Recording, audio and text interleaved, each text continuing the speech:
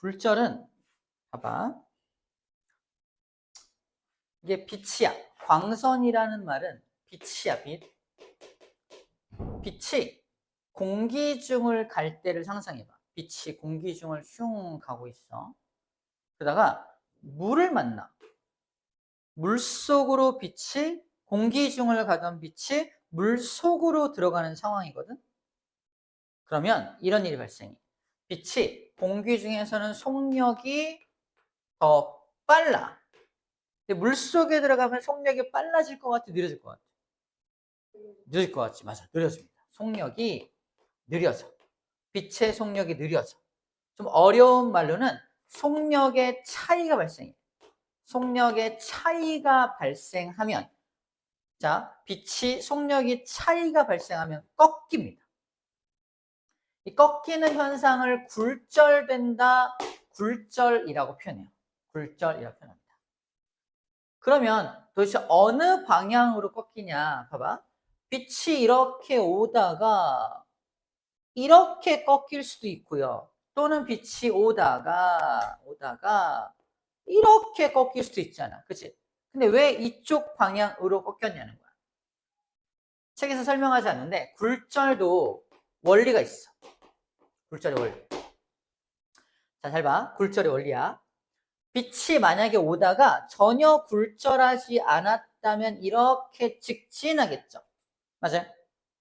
자, 빛의 입장에서 위에는 뭐가 있는 곳이냐면 공기가 있는 곳이고 아래는 물이 있는 곳이지. 그럼 빛의 입장에서는 어디가 더 가기 힘들까? 물속이죠. 자기를 더 가기 힘들게 하는 쪽으로 꺾여. 항상. 그래서 아래가 자기를 더 힘들게 하니까 그래서 아래쪽으로 꺾이는 거야. 맞아요? 이게 굴절하는 원리야. 이게 어디도 적용되는지 봐봐. 이거 우리 알고 있는 거다. 이거 렌즈 중에서 볼록 렌즈야. 혹시 돋보기 볼록 렌즈로 햇빛 모아서 종이 태워본 적 있죠? 햇빛이 모인다는 건 빛을 모은다는 거거든. 이렇게 빛이 들어오면 일로 모이고 이렇게 빛이 들어오면 일로 모인다는 얘기야. 그래서 얘가 뜨거워서 타는 거잖아. 왜 이렇게 빛이 굴절되냐고. 굴절되는 거지. 왜 굴절이 이렇게 일어나냐는 거야. 굴절이 왜 일어나냐. 잘 봐. 여기로 확대해 볼게. 빛이 들어갔어. 빛의 입장에서 위에는 어때요? 얇고요. 아래는 두껍죠. 자기가 가기 더 힘든 쪽은 위쪽이 아래쪽이에요. 그래서 아래로 꺾이는 거예요. 반대로 오목 렌즈라는 렌즈가 있는데 오목 렌즈는 반대니까 빛이 이렇게 퍼져요. 퍼집니다. 왜 퍼진다?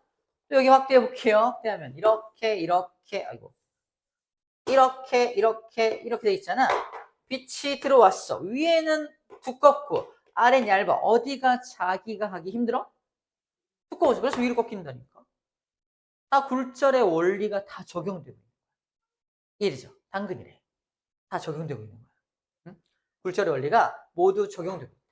이 원리만 알고 있어도 자, 볼록 렌즈에서 빛이 꺾이는 경로를 그릴 수 있고 오목 렌즈에서 빛이 꺾이는 경로를 그려낼 수 있습니다. 할 수 있겠죠? 자, 그럼 여기도 입사각과 굴절각이 있을 거 아니야? 마찬가지야. 굴절이 일어나는 면에 대해서 공기와 물의 경계면이야. 경계면에 대해서 수직으로 보조선을 그립니다. 보조선의 이름은 얘도 법선이야. 법선과 맞닿아 있는 요 각도를 무슨 각이라고 한다? 입사하는 빛의 각도, 입사각. 얘가 이렇게 굴절했죠. 마찬가지로 법선과 맞닿아 있는 요 각도가 무슨 각? 굴절한 빛의 각도, 굴절각이라고 하는 거야. 그럼 입사각이 뭐보다 커요? 굴절각보다 더 각도가 크죠. 법선 쪽으로 꺾였을 때는 각도가 작아지는 거야. 아까 반사일 때는 이렇게 입사각과 반사각이 똑같았잖아. 얘는 입사각이 굴절각보다 크게 나타나게 되는 겁니다. 이렇게 표현하는 거야. 아, 이런 걸 굴절 현상이라고 하는구나. 굴절이라고 불러주는구나 라는 거야.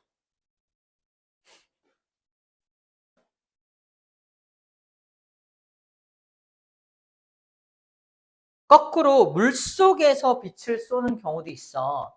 이건 물속에서 빛을 쐈거든? 근데 아까 이렇게 쐈을 때 이렇게 꺾였지. 물속에서 이렇게 쏘면은 똑같은 각도로 이렇게 꺾입니다. 봐봐, 얘도 똑같아. 자, 물속을 가던 빛이 굉장히 힘들게 물속을 빛을 가고 있어서 이만큼의 각도로 만약에 직진한다면 이렇게 직진하겠죠. 이 기준으로 여기가 위쪽이에요. 여기가 아래쪽이잖아. 그치? 위가 공기가 있는 쪽이고 아래가 물이 있는 쪽이야. 자기가 가기 더 힘든 쪽이 어디야? 아래쪽. 그래서 아래쪽으로 꺾인 거라고 이렇게. 맞아요?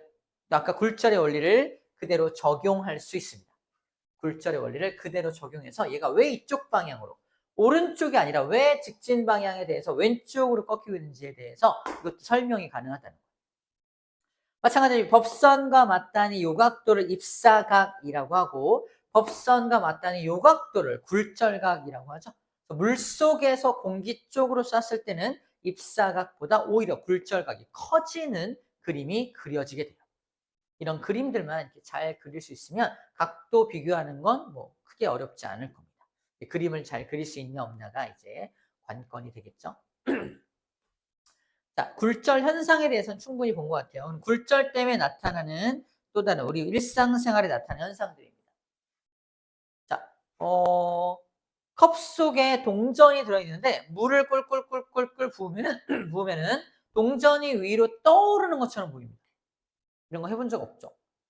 한번 집에서 해봐. 동전이 있는데 물을 부으면 동전이 점점 커지면서 위로 떠오르는 것처럼 보여요. 위로 떠오르니까 내 눈과 가까워지게 되고 내 눈과 가까워지니까 점점 좀 커져 보이게 느껴집니다. 이것도 굴절 때문에 나타나는 현상이야. 이건 본 적 있나? 컵 속에 빨대를 딱 꽂아 넣으면 뭔가 분리된 것처럼 보이는 현상도 굴절 때문에 나타나는 현상이고 이 들어간 빨대는 약간 또 커진 약간 두꺼워졌죠? 약간 좀 두꺼워지고 꺾여 보입니다. 물속에 다리가 잠겨 있으면 우리 수영 같은 거 할 때 다리를 이렇게 물속에 잠겨 있으면 짧아지고 두꺼워지지 않아? 나만 그런가? 원래 짧고 두꺼운가? 그래서 이게 더더욱 짧고 굵게 보이는 이유도 바로 굴절 현상 때문이다 라는 거고요. 그 다음에 실제 물고기가 요만한데 물고기가 다녀. 근데 이만하게 엄청 크게 보이는 현상. 원래 딱 잡고 보면 요만해. 근데 밖에서 봤을 땐 이만해 보여. 이런 것도 굴절 때문에 나타나는 현상이에요. 아, 그렇구나. 이런 게 다 굴절 때문에 나타나는 현상이구나. 일단 이렇게 여러 가지 현상들만 좀 알고 있으면 될 것 같습니다. 왜 떠 보이냐? 왜 이런 현상이 발생하냐? 간단하게 작도를 통해서 설명을 좀 해볼게. 봐봐. 자, 이 동전이 동전. 동전이 실제로 여기 있단 말이야. 동전을 맞은 빛이 이렇게 두 갈래 빛이 가고 있다고 친다면은 자, 요 빛이 가다가 자, 느리게 가다가 공기를 만나면 빨라지겠지. 그럼 직진하지 않고 어느 방향으로 꺾인다고요? 위쪽 방향이야, 아래쪽 방향이야? 아래쪽이죠? 그래서 꺾이는 각도가 이 각도로 꺾이게 돼요. 얘도 같은 이유로 직진하지 않고 아래로 꺾여서 이 각도로 꺾게 됩니다. 내 눈은 뇌와 연결돼 있어서 들어온 각도대로 따라 가면은 거기에 그 물체가 있는 것처럼 보이잖아. 실제 위치보다 더 위에 있는 것처럼 보이는 이유가 굴절됐기 때문이라는 거야. 그래서 더 위에 떠 있는 것처럼 보인다는 거지. 아, 컵 속에 동전이 물을 부으면 떠오르는 것처럼 보이는 이유가 바로 이런 착시 현상이야. 어떻게 보면 착시라기보다도 굴절 때문에 나타나는 현상인 거지. 같은 이유로 내 다리가 수영할 때 다리가 물속에 있으니까 다리를 맞은 빛이 오다가 굴절돼서 이렇게 더 실제 위치보다 떠 보이니까 굵어 보이고 짧아 보이는 거야. 실제로도 짧고 굵긴 한데 더 짧고 굵어져요. 너도? 그래서 이런 이유 때문에 굴절 현상 때문에 약간 더 위로 올라오는 것처럼 보인다는 거야. 물고기도 마찬가지야. 물고기도 같은 이유로 이렇게 더 위에 떠 보이고 크게 보이는 이유가 바로 그런 이유 때문이라고 생각하면 될 것 같습니다. 자, 그럼 볼록 렌즈로 보면 어떻게 보이냐. 먼저 상부터 볼게요. 볼록 렌즈 이거야. 볼록 렌즈로 상을 보면은 물체가 확대되어 보이죠. 근데 가까이 있는 물체는 확대되어 보이는데 멀리 있는 물체를 보면은 잘 어리어리 안 보이긴 하는데 자세히 보면 뒤집혀 있다. 조그맣고 뒤집혀 있어요. 이거야. 가까운 물체를 볼 때는 엄청 크게 확대되어 보이는데 멀리 있는 물체를 보면 뒤집혀요. 멀어지면 더 뒤집힌 게 작아져. 아까 왠지 오목 렌즈로 봤을 때 모습과 비슷하죠. 그죠? 오목 렌즈가 왜 빛을 모으고 안쪽으로 모았죠. 얘도 마찬가지야. 볼록 렌즈도 안쪽으로 모아서 이렇게 초점을 만들기 때문이야. 자, 볼게. 물체가 여기 있고요. 렌즈라는 건 여기서 내가 보고 있고 여기다가 물체를 놓는 거죠. 이렇게 여기다 물체를 놓고 렌즈로 보는 거잖아.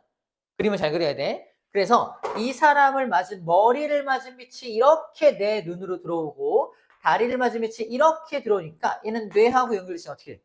얘를 따라가면 다리가 있고요. 얘를 따라가면 머리가 있으니까 머리, 다리 이렇게 크게 보는 거예요. 그래서 초점보다 가까운 곳에서 봤을 때는 엄청 크게 보이는 거야. 근데 아까 멀리다 놓고 보면 어디서 보는 거야?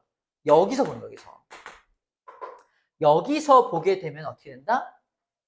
자, 똑같은 사람이 있을 때 이 사람의 머리를 맞은 빛이 초점을 줘서 내려옵니다. 머리가 밑으로 가고요. 다리를 맞은 빛이 올라오니까 어떻게 된다? 뒤집혀 보이는 거야. 맞죠? 그리고 내 눈으로 들어오는 각도가 어때요? 이렇게 퍼져 들어오니까 얘를 따라가면 작게 보이겠지.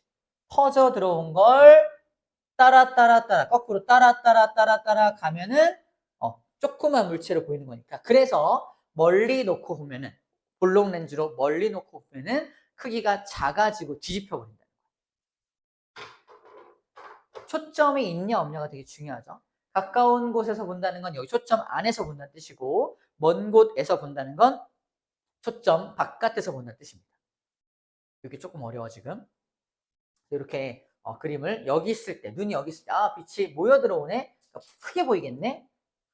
초점 뒤쪽에 있으면 빛이 퍼져 들어오니까 작게 보이겠네. 그리고 다리가 위로 오고 머리가 아래로 오니까 뒤집혀 보이겠네. 이 그림을 한 번쯤 그려보면 더 잘 이해가 되지 않을까 싶습니다.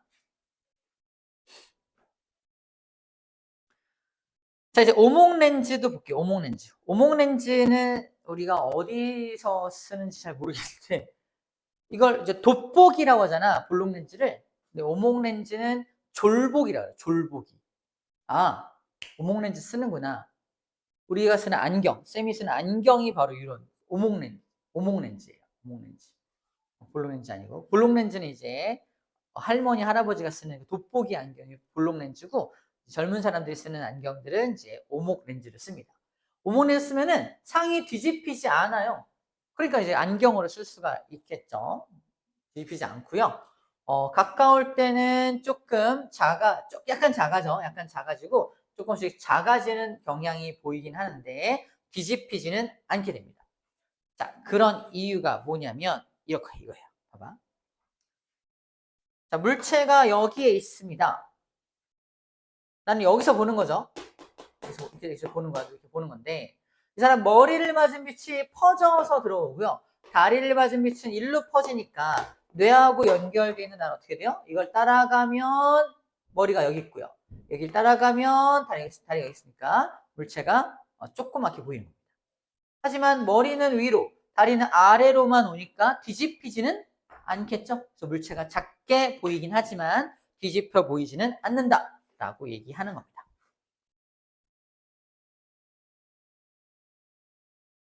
그럼 볼록 렌즈는 어디다 쓰냐? 물체를 확대할 때 쓰니까 원시를 교정할 때 안경, 좀 해줄게요. 원시 교정용 안경, 쌍안경, 망원경, 현미경, 뭔가 물체를 크게 확대해서 보아야 하는 모든 것들에 볼록 렌즈가 사용이 되고 오목 렌즈 같은 경우는 마찬가지 근시 교정용 안경에도 사용을 하지만 자동차 안개등은 이제 안개가 꼈을 때 켜는 등인데 거기에 일단 이 오목 렌즈가 이용되는구나 라는 정도를 알고 계시면 될 것 같습니다. 안개등. 오목 렌즈는 빛을 퍼뜨리죠. 안개가 꼈으니까 넓은 범위를 이렇게 빛을 퍼뜨려서 좀 이렇게 잘 보이게 만드는 것 같아요. 안개등은. 자, 그러면 시력을 교정해 볼게요. 쌤을 먼저 볼게요. 쌤은 이렇게 생겼습니다. 쌤 눈이 이렇게 생겼어. 여기가 눈에 망막이라 그래서 여기에 상이 딱 맺혀야 잘 보이는 거거든. 근데 물체를 맞은 빛이 여기에 상이 맺히는 사람은 잘 보일까 안 보일까? 잘 안 보이겠죠? 잘 안 보이는 것을 근시라 그래. 근시.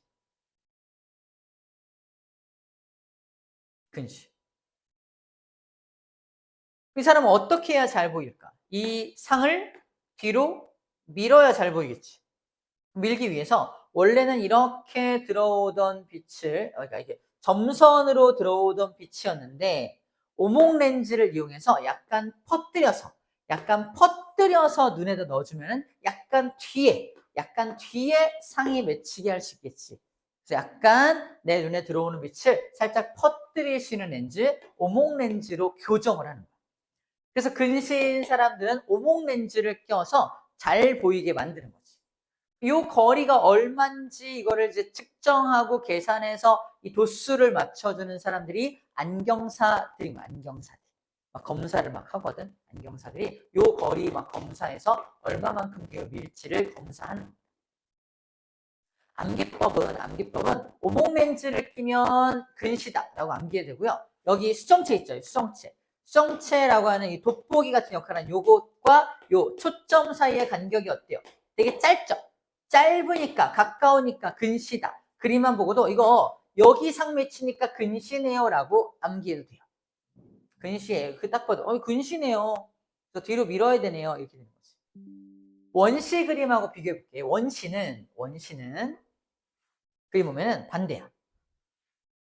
수정체로부터 초점이 여기 맺혀. 겁나 머니까 원자 원시입니다.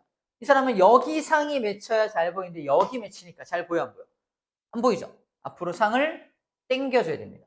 당기려면 원래는 점선으로 가던 빛인데 살짝 볼록 렌즈를 통해 살짝 안으로 살짝 안으로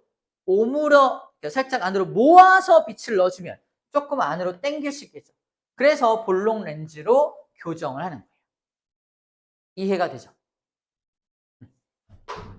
자, 그림만 보고도 원시네요 찾아야 하고요. 원시는 볼록 렌즈로 교정을 합니다. 암기법 마지막으로 하나만 얘기해 줄게요.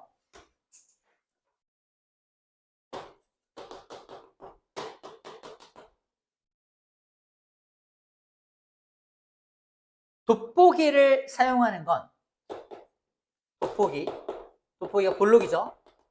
돋보기 볼록 렌즈를 사용하는 건 원시입니다. 자, 원시인이 늙었어, 근시인이 늙었어. 원시인이 노인이고요. 근시인이 선생님이야.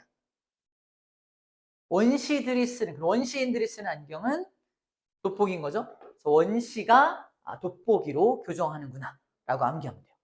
원시인 그러면 원시인 옛날에 우가우가 되게 옛날 사람 노인 돋보기 이렇게 연결하는 거지. 반대로 근시는 그 반대가 될 테니까 졸보기라 그래서 오목 렌즈로 교정을 하게 되는 거예요. 이렇게 암기하는 것도 있어요. 여러 가지 방법으로 이 눈에 대한 것도 암기가 좀 필요합니다. 오케이, 우리 빠르게 79쪽 문제를 좀 풀어볼게요. 좀 무리해서 진도로 좀 많이 나갔다. 빠르게 풀어볼게요.